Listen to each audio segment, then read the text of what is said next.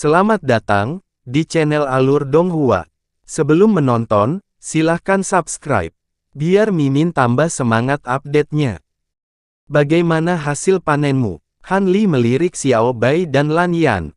Xiao Bai mengayunkan tinjunya dan berkata dengan penuh semangat, kami kembali dengan membawa muatan penuh. Aku tidak menyangka akan ada begitu banyak harta karun di gua tempat tinggal Gui Lingzi. Mata Lan Yan bersinar dengan sedikit kegembiraan, tapi dia dengan cepat menekannya. Dia mengeluarkan perangkat penyimpanan angkasa dan menyerahkannya kepada Han Li dengan kedua tangannya. Dia berkata dengan lembut, teman Han, ini adalah hal-hal yang saya temukan di 3 kamar. Ambil 1/10 sebagai hadiahmu, kata Han Li dengan tenang tanpa mengambil perangkat penyimpanan angkasa. Terima kasih, teman Han. Mata Lan Yan berbinar kegirangan saat mendengar ini. Hal-hal dalam perangkat penyimpanan angkasa sangat berharga. Bahkan 1/10-nya pun merupakan kekayaan besar baginya. Itu adalah sesuatu yang dia bahkan tidak berani pikirkan di masa lalu. Adapun kamu, Xiao Bai, Han Li memandang Xiao Bai. Guru, saya menemukan benda-benda ini. Anda tidak akan tahu apa-apa tentangnya. Xiao Bai menutupi gelang penyimpanan di pergelangan tangannya. Aku tahu, tapi aku membutuhkan batu meta abadi baru-baru ini. Kamu dapat mengambil setengah dari itu dan memberiku setengahnya lagi, kata Han Li sambil tersenyum masam. Xiao Bai bersorak dan mengeluarkan perangkat penyimpanan angkasa lainnya. Dia mulai memindahkan barang-barang di dalamnya. Tuan, ada sesuatu yang aku butuh bantuanmu. Tiba-tiba binatang jiwa yang menangis berkata. Apa itu? Han Li bertanya. Tuan, ikuti aku, kata Weeping Soul dan berbalik ke peti mati kristal hitam di tengah ruangan batu. Han Li teringat peti mati kristal itu dan berjalan mendekat. Dia telah melupakannya karena dia mencari anak emas dan harta karun di setiap ruangan. Dia melihat ke dalam peti mati dan ekspresinya sedikit berubah. Ada kerangka putih di peti mati kristal. Kerangka itu ditutupi jimat hitam. Kelihatannya sangat aneh, terutama 2 rongga mata hitam pada kerangka itu. Ada 2 titik api berwarna merah darah yang berkedip di rongga mata, memancarkan lingkaran cahaya berwarna merah darah. Seluruh kerangka memancarkan aura yang sangat jahat, seolah-olah itu adalah kombinasi dari semua kejahatan di dunia. Mayat jahat yang telah ditekan di tubuh Han Li mulai bergerak, seolah-olah telah dipicu. Han Li buru-buru mengalihkan pandangannya dan kembali normal. Kerangka yang aneh. Apakah kamu mengenalinya? Han Li bertanya setelah menenangkan dirinya. Kalau tidak salah, kerangka ini seharusnya adalah kerangka 10.000 kejahatan. Itu adalah kumpulan dari 10.000 orang dengan sifat jahat yang telah melakukan segala macam perbuatan jahat. Tubuh dan jiwa mereka dimurnikan menggunakan teknik rahasia, akan sangat membantu dalam membunuh mayat jahat itu, kata jiwa menangis penuh semangat. Sebenarnya ada hal seperti itu. Han Li mengangkat alisnya saat melihat ini. Tuan, benda ini sangat berguna bagi kami. Dengan kerangka 10.000 kejahatan ini, akan lebih mudah bagi Anda, saya, Waiti, dan Jintong untuk membunuh mayat jahat. Namun, peti mati kristal ini telah dipasang di tempat ini, dan jika aku ingin mengambilnya dengan aman tanpa melukai skeleton of all evil di dalamnya, aku harus menghancurkan formasi di sekitarnya. Formasi ini sangat kuat, jadi saya memerlukan bantuan Anda, Guru, kata Weeping Soul. Han Li mengangguk ketika mendengar ini, dan berkata, tidak masalah. Silakan gunakan teknikmu untuk mengambil benda ini. Aku akan membantumu menghancurkan formasi. Kalau begitu aku harus merepotkanmu, Tuan. Dengan petir Dewa Dutian, seharusnya tidak sulit untuk menghancurkan formasi ini. Weeping Soul sangat gembira saat mendengar ini, dan ia segera mulai menggunakan tekniknya. Gas hitam kental keluar dari tubuhnya dan menyatu ke dalam formasi di tanah. Rune dalam formasi terstimulasi, dan mereka segera bersinar terang dan mulai berputar. 8 rantai hitam tiba-tiba muncul di sekitar peti kristal, dan mereka terhubung ke formasi di tanah di bawah, dengan kuat mengunci peti kristal di tempatnya. Masing-masing rantai memancarkan aura dingin yang menakjubkan. Jiwa yang menangis membuka mulutnya dan mengeluarkan bola cahaya putih, yang terbagi menjadi 8 dan menyatu menjadi 8 rantai hitam. 8 rantai hitam segera menjadi setengah hitam dan setengah putih, dan aura dingin yang mereka pancarkan berkurang drastis. Tidak hanya itu, penghalang muncul antara peti kristal dan 8 rantai, memisahkan keduanya. "Tuan, sekaranglah waktunya. Potong rantai ini," teriak jiwa yang menangis. Han Li menjentikkan jarinya tanpa ekspresi saat mendengar ini, dan 8 garis cahaya keemasan keluar dari tangannya. Ini tidak lain adalah 8 pedang Azure Bambu Cloud Swarm, dan mereka menyerang 8 rantai.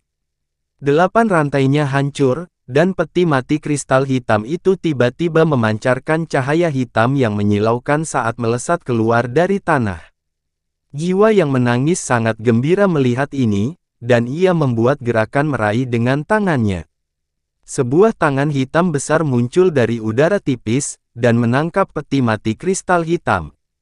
Pada saat yang sama, ia melambaikan tangannya yang lain, dan sebuah kuali kecil berkaki 3 berwarna merah muncul. Ini tidak lain adalah kuali Raja Yama yang diberikan Han Li padanya. Secercah cahaya merah memancar dari kuali Raja Yama, dan menyelimuti peti mati kristal hitam. Cahaya menyala, dan peti mati kristal hitam menghilang tanpa jejak, ditarik ke dalam kuali Raja Yama. "Terima kasih atas bantuanmu, Guru." Ekspresi jiwa yang menangis sedikit mereda sebelum mengungkapkan rasa terima kasihnya kepada Han Li. "Lagi pula, barang ini juga berguna bagiku, jadi tidak perlu berterima kasih padaku," kata Han Li enteng. Pada saat ini, Xiao Bai dan Lan Yan juga terbang, dan mereka menyerahkan 2 alat sihir penyimpanan kepada Han Li. Setelah Han Li menerimanya, dia menyelidikinya dengan indera ilahi, dan sedikit kegembiraan muncul di wajahnya. Harta karun dalam 2 alat sihir penyimpanan ini sebagian besar adalah ramuan spiritual, material binatang iblis, dan sebagainya. Jumlahnya juga sangat tinggi, tapi sayang sekali tidak ada batu meta abadi yang paling diinginkan Han Li. Ini juga normal, batu meta abadi ringan dan portabel, dan pasti bisa dibawa kemana-mana. Hanya barang-barang yang jarang digunakan dan menempati banyak ruang penyimpanan yang akan ditempatkan di gua tempat tinggalnya. Harta karun Guilingzi yang sebenarnya seharusnya ada di alat penyimpanan ajaib. Namun, dia tidak mempedulikannya. Jika dia menjual barang-barang ini, dia akan dapat menukarnya dengan 70 hingga 80 juta batu meta abadi. "Kita sudah lama tertunda. Ayo pergi dan kejar Kulin," kata Han Li, dan berbalik untuk kembali ke tempat mereka datang. Weeping Soul dan yang lainnya segera mengikuti, dan kelompok itu dengan cepat kembali ke ruangan batu yang runtuh. Jalan kembali terhalang oleh batu-batu besar yang runtuh. Mereka menggunakan seni mereka untuk menghilangkan batu-batu besar dan mengejar sepanjang jalan. Tak lama kemudian, mereka sampai di persimpangan jalan. Han Li segera menggunakan mata sihir rahasia ke-9 untuk menjelajahi jejak kekuatan spiritual di tempat ini, dan dia tiba-tiba mengerutkan kening.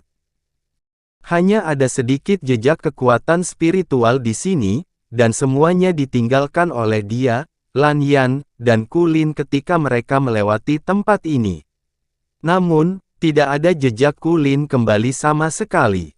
Dia tidak tahu metode apa yang dia gunakan untuk menyembunyikan jejaknya, tapi tekniknya sebenarnya sangat brilian. Terlebih lagi, Kulin telah memikat mereka ke dalam perangkap ini, dan Weeping Soul sebenarnya tidak menyadari niat jahatnya. Dari sini, terlihat bahwa Kulin telah menyembunyikan dirinya dengan sangat dalam. Han Li mendengus dingin di dalam hatinya. Dia agak tidak mau menyerah dan menggunakan mata ajaib rahasia ke-9 dengan seluruh kekuatannya. Dia ingin melihat apakah teknik penyembunyian Kulin lebih kuat, atau mata sihir rahasia ke-9-nya. Cahaya hitam keunguan samar berkedip di matanya, samar-samar membentuk dua pusaran saat dia melihat ke lorong di depan. Sesaat kemudian, wajah Han Li berseri-seri. Mata sihir rahasia kesembilannya akhirnya menangkap jejak cahaya keemasan yang sangat redup di lorong itu, memanjang menuju salah satu lorong itu. Cahaya keemasan ini sangat redup dan tersebar. Jika bukan karena mata ajaib rahasia kesembilannya hampir selesai, akan sangat sulit untuk menemukannya. Tuan, apakah Anda sudah menemukan jejak Kulin?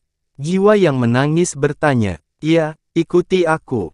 Han Li mengangguk dan memimpin jiwa menangis dan yang lainnya mengikuti jejak cahaya keemasan. Dalam sekejap mata, setengah hari berlalu. Han Li dan yang lainnya masih berada di lorong bawah tanah. Lorong bawah tanah ini seperti jaring laba-laba yang lebat, memanjang ke segala arah. Tidak ada yang tahu kemana mereka pergi. Pada saat ini, tidak ada lagi jejak aura dingin di ruang bawah tanah tempat mereka berada. Jelas sekali bahwa mereka sudah lama meninggalkan lembah hantu, tetapi tidak ada tanda-tanda akhir di depan mereka. Sepanjang perjalanan, ada beberapa batasan dan hambatan di jalur tersebut, namun tidak terlalu kuat. Terlebih lagi, kebanyakan dari mereka telah dihancurkan oleh orang lain, jadi mereka tidak menghentikan Han Li dan yang lainnya. Lan Yan, tahukah kamu mengapa ada jalan bawah tanah yang panjang di sini? Apa kegunaan khusus yang dimilikinya? Han Li bertanya pada Lan Yan. Saya tidak memiliki status tinggi di kuil 9 asal di masa lalu, jadi saya hanya berada di sini beberapa kali. Saya tidak tahu rahasia kuil tersebut, kata Lan Yan sambil tersenyum masam. Han Li mengangguk dan tidak bertanya lagi. Dia melanjutkan ke depan. Setelah terbang ke depan beberapa saat, seberkas cahaya keemasan tiba-tiba muncul di depan mereka, terjalin dengan kacau. Cahaya keemasan mengandung fluktuasi hukum logam, dan ada juga aura agung yang sama megahnya dengan gunung. Kilatan melintas di mata Han Li, dan dia berhenti. Apakah kita akhirnya berada di akhir? Jiwa yang menangis dan yang lainnya juga berhenti dan berdiri di belakang Han Li. Aku tidak tahu apakah kita sudah sampai di akhir, tapi karena ada perubahan di depan, kita tidak boleh gegabah. Beberapa dari kalian harus terus bersembunyi di ruang cabang bunga kalau terjadi sesuatu. Saya akan menggunakan teknik untuk memproyeksikan situasi di luar ke dalam ruang cabang bunga, jadi jangan khawatir, kata Han Li dengan ekspresi serius. Dia melambaikan tangan untuk membuka pintu masuk ke ruang cabang bunga. Baiklah, kalau begitu kamu harus berhati-hati, Tuan, kata jiwa menangis dan terbang ke ruang cabang bunga. Lan Yan mengikuti dari belakang. Hanya Xiao Bai yang sedikit enggan, tapi setelah melirik Han Li, dia juga terbang ke ruang cabang bunga. Setelah menyingkirkan mereka bertiga, Han Li mengaktifkan topeng hitam untuk menyembunyikan dirinya. Dia diam-diam bergerak maju dan segera mencapai akhir lorong. Di ujung lorong ada tembok emas yang terbuat dari sejenis biji mirip emas. Garis-garis cahaya keemasan datang dari dinding. Saat dia mendekat, dia bisa dengan jelas merasakan hukum logam yang kuat yang terpancar dari dinding. Ini adalah batu emas ujung surga. Mata Han Li berbinar. Batu emas ujung surga adalah material berelemen logam. Meskipun tidak bisa dibandingkan dengan berlian emas surgawi, itu masih merupakan bahan yang sangat berharga. Dia tidak menyangka akan melihat begitu banyak dari mereka di sini. Jika dia menjual semuanya, itu akan sangat berharga. Dia lalu menggelengkan kepalanya sambil tersenyum. Baru-baru ini, dia sedikit tergila-gila mendapatkan batu meta abadi. Dia ingin menjual semua yang dilihatnya. Tidak baik menjadi terlalu serakah. Han Li menggelengkan kepalanya dan menenangkan dirinya. Tatapannya sekali lagi tertuju pada sudut dinding emas di depannya. Ada lubang selebar sekitar 1 kaki di sana, dan itu memanjang ke depan.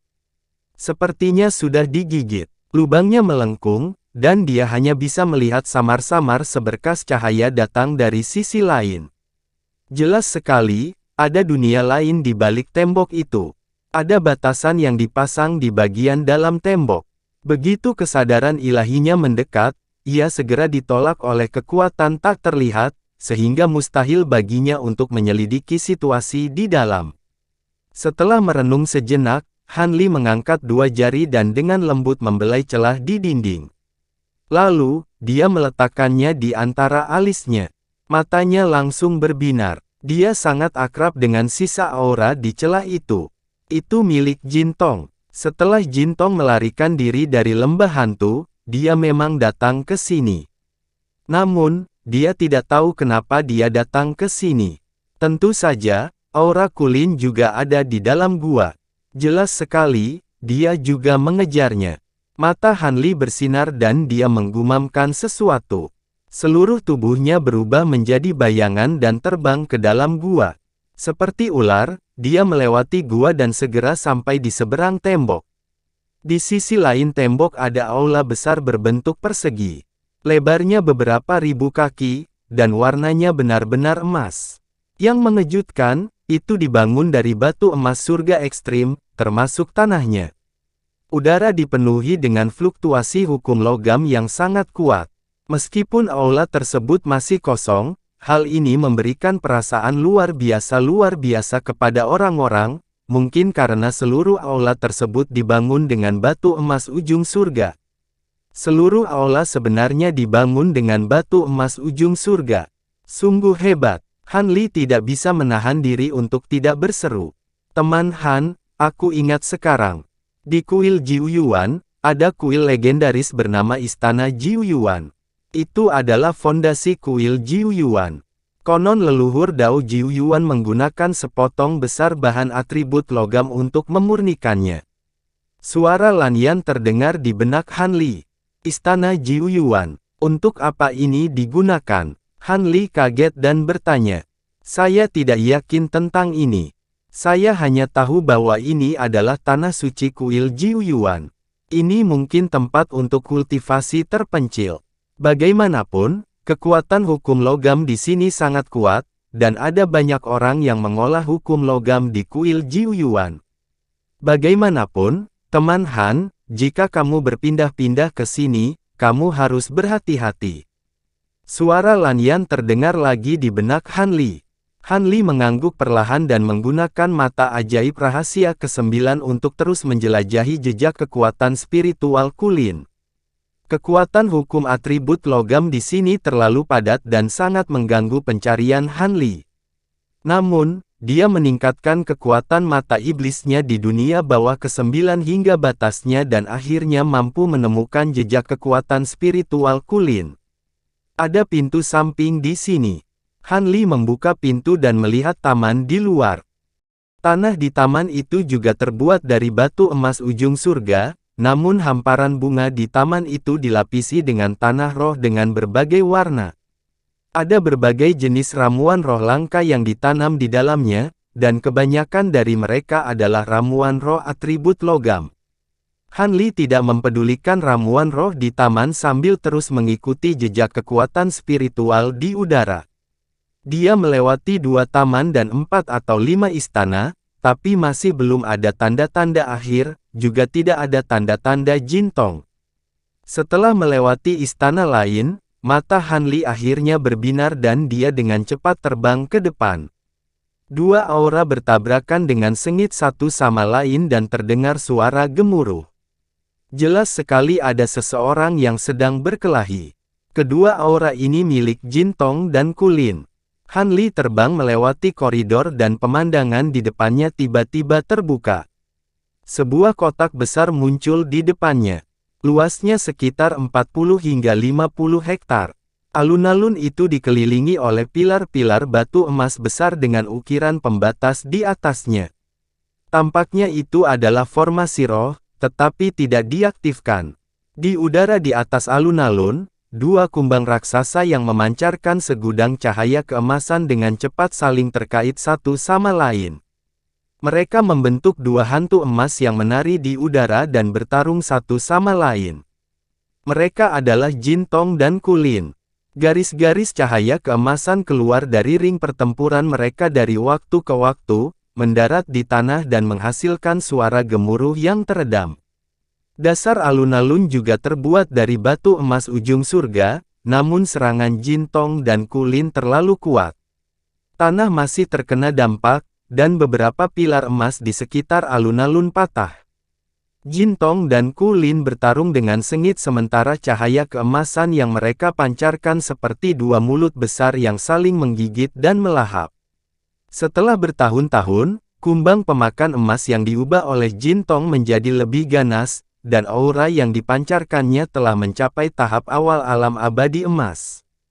Itu sedikit mendekati puncak tahap awal. Namun, aura Kulin bahkan lebih kuat sekarang.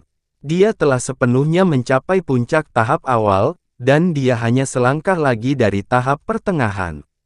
Dia dengan tegas menekan Jin Tong. Haha, selama aku melahapmu, aku akan mampu mencapai tahap menengah dari alam Zenith Heaven dan bahkan tahap lanjutan. Dengan patuh menjadi bagian dari tubuhku. Aku dan kamu satu. Kulin tertawa terbahak-bahak.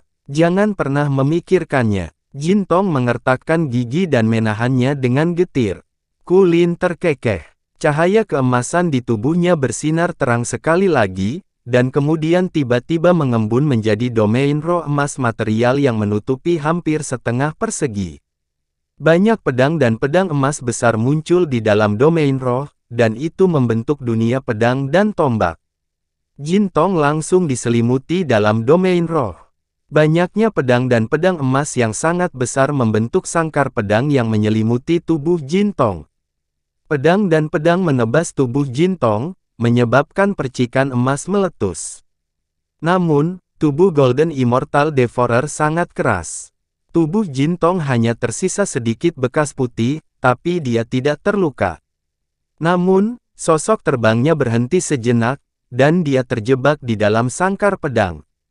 Mata Jin Tong berkilat tajam. Tubuhnya segera bersinar terang dan membentuk domain roh emas. Kumbang emas ilusi yang tak terhitung jumlahnya muncul dalam wilayah roh. Mereka mirip dengan Golden Immortal Devourer, tetapi mulut mereka sangat besar dan menempati lebih dari separuh kepala mereka. Mulut mereka dipenuhi gigi kecil yang terlihat sangat tajam. Begitu kumbang emas ini muncul, mereka langsung menerkam ke arah pedang dan pedang emas. Mereka dengan cepat menggigit dan menggerogoti, terutama di sekitar tubuh Jin Tong. Sangkar pedang di sekitar Jin Tong dengan cepat digigit berkeping-keping. Dalam sekejap mata, dia telah melahap hampir setengahnya, dan dia akan membebaskan diri. Namun, pada saat ini, sosok emas melintas di atas kepala Jin Tong. Sosok Kulin muncul, dan dia mengayunkan cakar depannya ke bawah. Pedang dan pedang emas di domain roh Kulin dengan cepat berkumpul di satu tempat. Dalam sekejap, mereka mengembun menjadi dua pedang emas raksasa yang berukuran lebih dari 1000 kaki. Pedang raksasa itu memiliki 3 sisi. Mereka tampak seperti prisma, dan memancarkan aura pembunuh yang menghancurkan jiwa. Seolah-olah mereka bisa menyerap aura seluruh kehidupan dan memusnahkan segalanya. Memotong. Kulin meludah dengan ringan, dan kedua pedang prisma itu melesat seperti kilat, menebas ke arah Jin Tong. Jejak ketakutan melintas di mata Jin Tong, dan dia menjerit nyaring. Kumbang emas di sekelilingnya terbang seperti kilat, menerkam ke arah dua pedang emas. Namun, sebelum bisa menyentuhnya, mereka dimusnahkan oleh pedang ki menakutkan yang dipancarkan oleh pedang segitiga, sama sekali tidak berguna, seperti ngengat yang terbang ke dalam nyala api. Kedua pedang emas itu kabur dan muncul 3 kaki di atas kepala Jin Tong. Mereka bersilangan dan menebas. Mata Jin Tong bersinar karena tekad. Cahaya keemasan berkedip-kedip di permukaan tubuhnya seolah-olah dia akan mengeluarkan semacam kemampuan ilahi. Tetapi pada saat ini, gelombang cahaya keemasan menyebar dengan kecepatan yang sangat cepat, dan menyelimuti Jin Tong dan Kulin. Itu adalah domain roh emas lainnya. Namun, domain roh ini dipenuhi dengan kekuatan hukum waktu yang luar biasa. Kedua pedang segitiga itu diselimuti oleh domain waktu. Jadi, kecepatan tebasan mereka melambat lebih dari 10 kali lipat. Kemudian, suara gemuruh dan mendengung terdengar dari kehampaan di dekatnya. Kemudian, tangan emas seukuran bukit muncul dari udara tipis. Tanda emas yang tak terhitung jumlahnya berkedip di permukaannya.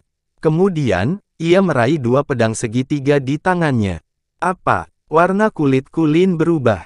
Kemudian, dia memberi isyarat dengan kedua tangannya, tapi gerakannya juga melambat 10 kali lipat. Dia tidak bisa mengimbangi kecepatannya sama sekali. 5 jari tangan emas itu tiba-tiba mengepal. Kemudian, tekanan spiritual yang sangat kuat muncul darinya. Itu bahkan berada di atas Kulin dan Jintong. Peng! Kedua pedang segitiga itu dihancurkan secara paksa.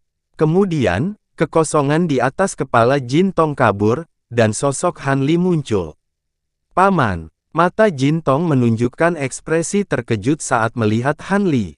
Itu kamu. Bagaimana kamu bisa lolos dari tangan Guilingzi? Wajah Kulin menunjukkan ekspresi tidak percaya ketika dia melihat Han Li. Han Li mendengar Kulin menyebut Guilingzi. Kemarahan karena dijebak meningkat. Kemudian, siluetnya melintas, dan menghilang dari tempatnya. Warna kulit Kulin sedikit berubah. Dia melirik Jintong dengan penuh kebencian. Lalu, tubuh besarnya tiba-tiba menyusut. Kemudian, dia berubah menjadi hantu emas, dan terbang ke kejauhan. Dia telah melarikan diri. Jintong dan Han Li sepertinya bersekongkol satu sama lain. Satu Jintong sudah sangat merepotkan. Sekarang, Han Li telah ikut serta. Kulin bukan tandingan mereka. Namun, Kulin belum terbang jauh ketika sebuah siluet muncul di depannya. Siluet Han Li bersinar seperti hantu, dan menghalangi jalannya. Dia jauh lebih cepat dari Kulin. Warna kulit Kulin sangat khawatir. Lalu, dia mengeluarkan suara gemuruh liar. Kedua cakar depannya berubah menjadi dua pita emas, dan menebas ke arah kepala Han Li. Kulit Han Li menjadi dingin. Siluetnya menghilang lagi, dan saat berikutnya, dia muncul di sisi Kulin. Tangan kanannya dikelilingi oleh petir emas, dan mengenai pinggang Kulin seperti sambaran petir. Seluruh tubuh Kulin terlempar. Pada saat ini, kedua cakar depan Kulin masih terayun ke bawah. Terlebih lagi, mereka telah bergerak kurang dari setengah kaki. Dibandingkan dengan gerakan Han Li, Kulin sama lambatnya dengan sapi yang berjongkok. Han Li telah mengaktifkan kekuatan magis Reverse True Will pada saat ini. Dia terus-menerus menyempurnakan kekuatan magis ini di waktu luangnya. Meskipun dia belum mencapai tahap kesuksesan besar, dia dapat meningkatkan kecepatannya sebanyak 20 hingga 30 kali lipat. Ditambah dengan domain roh waktu, itu sudah cukup untuk mengalahkan semua musuh dalam hal kecepatan. Meskipun Kulin terlempar, dan ada bekas kepalan tangan yang dalam di pinggangnya, cangkang emas di tubuhnya tidak pecah. Ini sangat sulit, Han Li bergumam. Lalu, siluetnya menghilang lagi, dan dia muncul di sisi Kulin lagi. Lalu, dia meninju lagi. Ledakan keras lainnya terdengar, dan Kulin terlempar kembali. Pada saat ini, Han Li berubah menjadi ratusan bayangan, dan mereka berputar mengelilingi Kulin seperti angin. Bayangan tinju emas yang tak terhitung jumlahnya mengeluarkan suara gemuruh yang menggelegar, mengoyak udara, dan membombardir tubuh Kulin dengan keras. Satu demi satu pukulan menghantam. Dentang-dentang-dentang-dentang. Tubuh Kulin terlempar ke kiri dan ke kanan di udara. Dia berguling-guling, dan bekas darah mengalir dari sudut mulutnya. Dia sangat terkejut. Meskipun tubuhnya sangat keras, itu juga ada batasnya. Tinju Han Li sangat berat. Jika dia terus dipukul, tubuhnya tidak akan mampu menahannya.